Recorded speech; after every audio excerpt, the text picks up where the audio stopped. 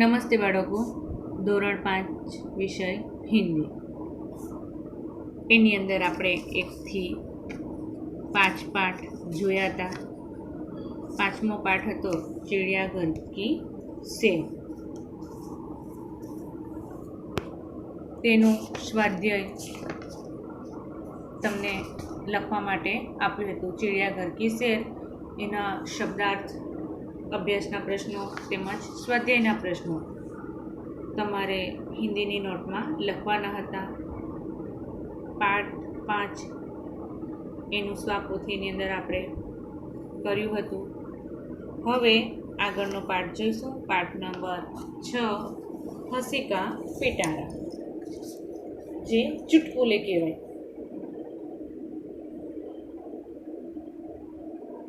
जीवन में हास्य का बहुत ही महत्व है.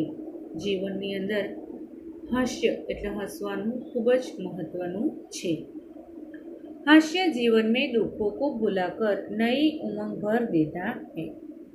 કે જીવનમાં હાસ્ય જીવનમાં દુઃખને ભૂલાવીને આપણને નવું ઉમંગ આપે છે. હસને સે સ્વાસ્થ્ય અચ્છા રહેતા હૈ. હસવાથી આપણું સ્વાસ્થ્ય શરીર સારું રહે છે.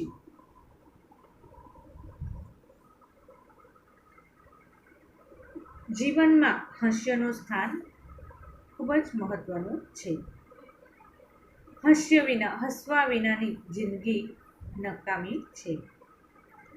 હસવાથી તંદુરસ્તી, સ્વાસ્થ્ય સારું રહે છે. ગમે તેવી પરિસ્થિતિમાં, કઠિન પરિસ્થિતિ હોય, પરંતુ આપણા જીવનમાંથી હસવાનું સ્થાન ગાયબ થવું જોઈએ નહીં. કહેવાય છે ને કે ઘર હસે તેનું ઘર વસે. હસવાથી આપણું દુઃખ ભૂલાઈ જાય છે. હસવાથી હાસ્ય જીવનને પ્રસન્નતાથી ભરી દે છે. આપણે આપણા પાડોશી, આપણા પરિવાર સાથે હસતા રહેવું અને હસાવતા રહેવું જોઈએ. તો જ આપણે ઘર બેઠા લાફિંગ ક્લબ જેવું લાગે છે. હાસ્ય મનને શાંત તેમજ પ્રફુલ્લિત રાખે છે. હસવાથી આપણે દર્દને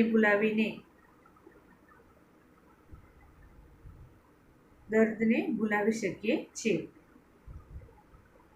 હસતી વ્યક્તિ ખૂબ જ સારી લાગે છે. હાસ્ય ભલભલા વ્યક્તિનો ગુસ્સો શાંત કરી દે છે. મનને પ્રસન્ન અને પ્રફુલ્લિત રાખવાનો આ એકમાત્ર ઉપાય એ હાસ્ય છે. હસવાનું એ મનને પ્રસન્ન અને પ્રફુલ્લિત રાખવાનું એકમાત્ર ઉપાય છે. હાસ્ય એ સુખી જીવનની ચાવી છે. માનવીના અસહ્ય દુઃખોને હળવા બનાવવાની તાકાત હાસ્યમાં રહેલી છે. જીવન જીવવાની ઉત્તમ કળા તો હસતા હસતા જીવી લેવાની છે.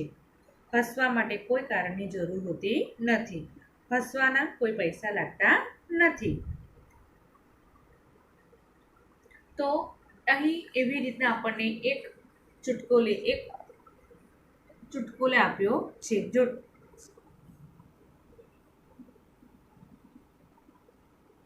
बेटा देखना गेहूं सूख रहा है, कहीं गाय न खा जाए. માં એના બાળકને કહે છે કે બેટા જોજે, ઘઉં સુકાય છે, ક્યાંક ગાય ન ખાઈ જાય.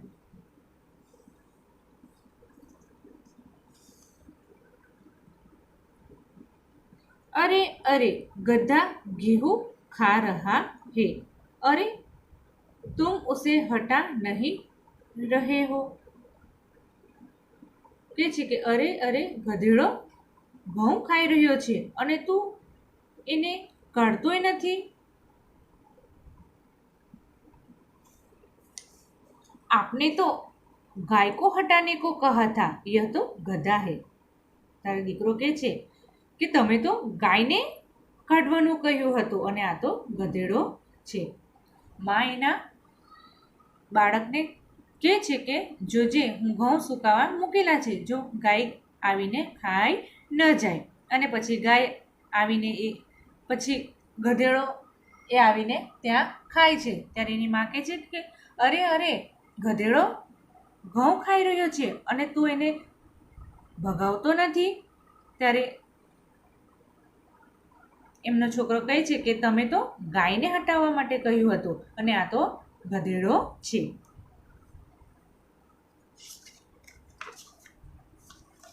ત્યાર પછી दो दोस्त हिंदी व्याकरण की तैयारी कर रहे थे. બે બાળ મિત્રો હોય છે જે હિન્દી વ્યાકરણની તૈયારી કરી રહ્યા હોય છે. પહેલા દોસ્ત, દીપક મીઠાઈ નહીં ખાતા, इसमें दीपक क्या है? ત્યારે પહેલો મિત્ર કહે છે કે દીપક મીઠાઈ ખાતો નથી, આમાં દીપક શું છે? તો दूसरा दोस्त मूर्ख. ત્યારે બીજો મિત્ર શું કહે? મૂર્ખ. मालिक, नौकर से तो कोई भी काम करने से पहले मुझसे पूछ लिया कर. કહે છે કે માલિક નોકરને કહે છે કે તું કંઈ પણ કામ કરે તે પહેલાં તારે મને પૂછવાનું રાખ. नौकर थोड़ी देर बाद, मालिक रसोई घर में बिल्ली दूध पी रहे, क्या उसे मैं भगा दूँ? ત્યારે નોકર પછી થોડી વારમાં આવે અને કહે છે કે માલિક રસોડામાં બિલાડી દૂધ પી રહી છે, શું એને કાઢી મૂકું? एक आदमी दुकानदार के पास जाकर बोला, जनाब कुत्ते का बिस्कुट मिलेगा? एक माणस दुकानदार પાસે જઈને કહે છે કે શેઠ, કૂતરાના બિસ્કિટ મળશે? दुकानदार बोला, यही खाओगे या घर ले जाओगे? दुकानदार बोल्यो, અહીં ખાશો કે ઘર લઈ જશો? रामू श्यामू को देखकर, क्यों बे, गधे को लेकर कहाँ जा रहा है? रामू श्याम ने કહે છે કે મલ્યા ગધેડાને લઈને ક્યાં જાય છે? શ્યામુ, મૂર્ખો ક્યાં, એ ગધા નહીં કુત્તા હે. ત્યારે શ્યામ કહે છે કે મૂર્ખ છે કે શું? આ ગધેડો નથી પરંતુ કૂતરો છે. રામુ, મેં કુત્તે સે હી પૂછ રહા હું. ત્યારે રામુ કહે છે કે હું કૂતરાને જ પૂછી રહ્યો છું. તો આ થયા આપણા ચુટકુલે. હવે એવા બીજા પણ ચુટકુલા છે આપણી પાસે.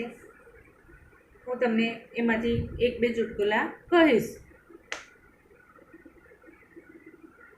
એક દિવસ પતિ ખાઈ રહ્યો હોય છે ખાવાનું અને એમાં બનાવેલા હોય છે આલુના પરાઠા. તો એની પત્નીને કહે છે કે આમાં તો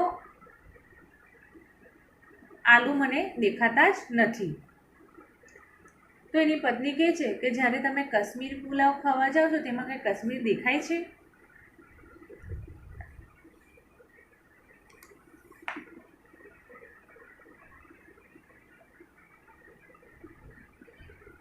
તો આવા ચુટકુલા તમારે પણ શોધવાના અને તમારે નોટબુકની અંદર લખવાના રહેશે. अभ्यास, बच्चों को अपना मनपसंद चुटकुला सुनाने के लिए कहे और प्रोत्साहित करें. पत्रिका में से चुटकुले खोज कर लिखे. તમારી પાસે ન્યૂઝપેપર આવતા હોય ને તો ન્યૂઝપેપરની અંદર પૂર્તિ આવે, એની અંદર આવા ચુટકુલાઓ આવે, તમારે શોધવાના અને લખવાના રહેશે. નિમ્નલિખિત શબ્દો પર વિલંબ શબ્દ ઢૂંઢકર લીખીએ. હવે અહીં આપણે એમાંથી વિલોમ શબ્દ એટલે કે વિરોધાર્થી શબ્દ શોધવાના છે. અહીં આપવું છે ગલત. તો ગલતનું વિરોધી શું થશે? સહી. તો એવી રીતના આપણે લખશું સુબહ. સુબહ તો શું થશે? શામ. અહીં સુબહ આપ્યું છે અને આનામાંથી આપણે શું શોધવાનું છે? વિલોમ શબ્દ. તો આ રહ્યું શામ. સુખા તો શું આવશે? ગીલા. સુખવાનો વિરોધી શું થશે? ગીલા. તો અહીં આપણે લખશું ગીલા. ત્યાર પછી મૂર્ખ.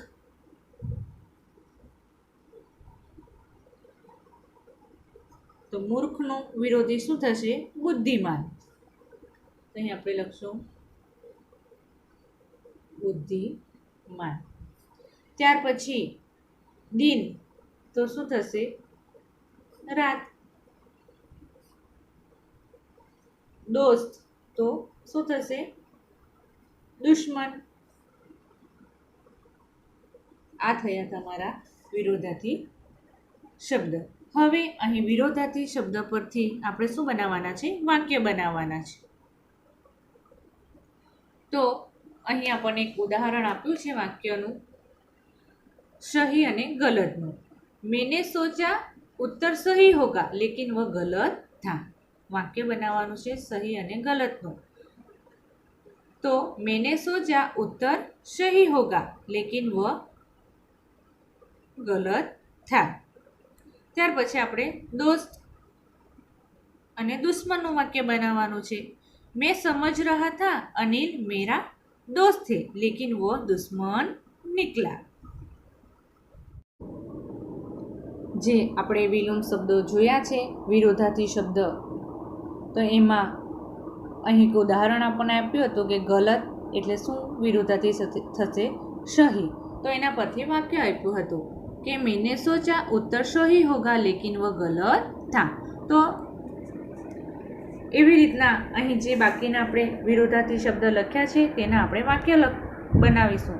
શુભ, શામ, સુખા, ગીલા, મૂર્ખ, બુદ્ધિમાન, દિન, રાત, દોસ્ત, દુશ્મન. તો એના પરથી આપણે વાક્ય બનાવશું. અહીં મેં વાક્ય બનાવ્યા છે.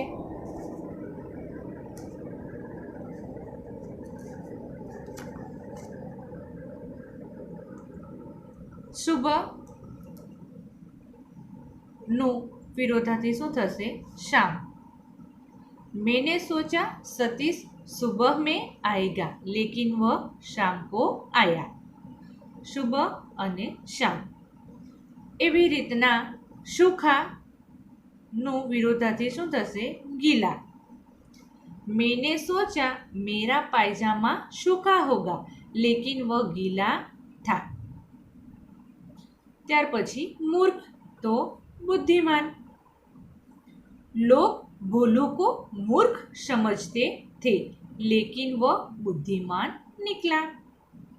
दिन तो रात. सूर्योदय होने से दिन होता है और सूर्यास्त होने से रात. ત્યાર પછી દોસ્ત તો દુશ્મન. આ થયા, આ શું છે? વિરોધાર્થી શબ્દ. મેં સમજ રહા થા અનિલ મેરા દોસ્ત હે લેકિન વહ દુશ્મન નિકલા. તો અહીં સ્ક્રીનશોટ પાડી લેજો અને સ્ક્રીનશોટ પાડીને તમારે તમારી હિન્દીની નોટની અંદર લખવાનું રહેશે. પહેલાં વિરોધાર્થી શબ્દો લખજો અને પછી એના પરથી વાક્ય બનાવવાના છે. ત્યાર પછી આગળનો સવાલ જોઈશું.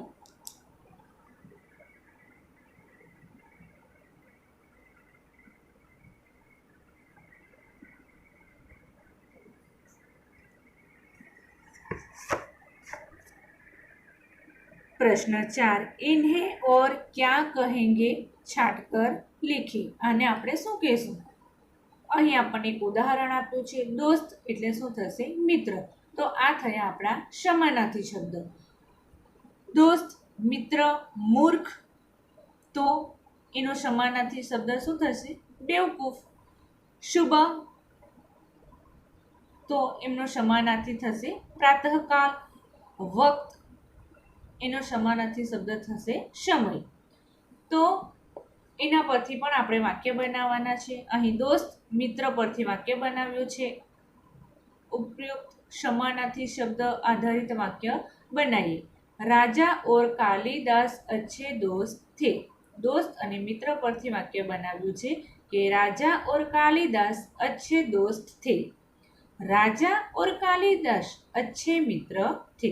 દોસ્તનો સમાનાર્થી થશે મિત્ર. એવી રીતના આપણે મૂર્ખ એટલે બેવકૂફ, શુભ એટલે પ્રાતઃકાલ અને વક્ત એટલે સમય, એના પરથી આપણે વાક્ય બનાવીશું. મૂર્ખ અને બેવકૂફ. કાલિદાસ મૂર્ખ થા. કાલિદાસ મૂર્ખ થા. કાલિદાસ બેવકૂફ થા. મૂર્ખ અને બેવકૂફ પરથી વાક્ય બનાવવાનું છે. ત્યાર પછી શુભ એટલે પ્રાતઃકાળ. મેં સુબહ જલ્દી ઉઠતા હું. मैं सुबह जल्दी उठता हूँ. मैं प्रातःकाल जल्दी उठता हूँ. मैं प्रातःकाल जल्दी उठता हूँ. ત્યાર પછી વક્ત એટલે સમય. इसी वक्त गाड़ी जा रही है. इसी वक्त गाड़ी जा रही है. इसी समय गाड़ी जा रही है. इसी समय गाड़ी जा रही है. તો અહીં આ સમાનાર્થી શબ્દ ચોપડીમાંથી જોઈને લખવાના છે અને એના વાક્ય અહીં મેં લખ્યા છે. સ્ક્રીનશોટ પાડી લેજો અને સ્ક્રીનશોટ પાડીને લખી લેવાના રહેશે. અહીં મૂર્ખનો સમાનાર્થી શબ્દ થશે બેવકૂફ. શુભનો સમાનાર્થી શબ્દ થશે પ્રાતઃકાળ અને વક્તનો સમાનાર્થી શબ્દ થશે સમય. તો એના પરથી વાક્ય બનાવ્યા છે. સ્ક્રીનશોટ પાડી લેજો અને તમારે નોટની અંદર લખવાના છે. તો અહીં આ પાઠ આપણો 6 હસિકા પિટારા પૂર્ણ થાય છે. અહીં અભ્યાસની અંદર તમને જે કંઈ ચુટકુલે જે કંઈ જોક્સ મળે એ તમારે શોધીને લખવાના છે. એટલે પ્રશ્ન 2 કરવાનો છે. ત્યાર પછી પ્રશ્ન 3 તમારે પહેલાં વિરોધાર્થી શબ્દ લખવાના છે. એ શબ્દ લખીને પછી એના નીચે તમારે એના વાક્ય બનાવવાના છે, જે તમને મેં નોટમાં બતાવ્યા છે. સ્ક્રીનશોટ પાડી લીધો હશે, સ્ક્રીનશોટ પાડીને લખી લેજો. ત્યાર પછી અહીં પ્રશ્ન 3 કરવાના છે. અભ્યાસમાં 2, 3 એના વાક્ય બનાવવાના છે તે. ત્યાર પછી પ્રશ્ન 4 એને ઓર ક્યાં કહેંગે, આને શું કહેવાય? તો આ સમાનાર્થી શબ્દ છે, તો એને શોધીને આપણે લખવાના છે. મેં લખેલા છે. તમારે પહેલાં સમાનાર્થી શબ્દ લખી લેવાના, પછી એના પરથી તમારે વાક્ય બનાવવાના છે. તો અહીં આપણો પાઠ પૂર્ણ થાય છે. અભ્યાસના પ્રશ્નો જે લખવા આપ્યા છે એ લખી લેવાના. એ હિન્દીની નોટમાં તમારે લખવાના રહેશે.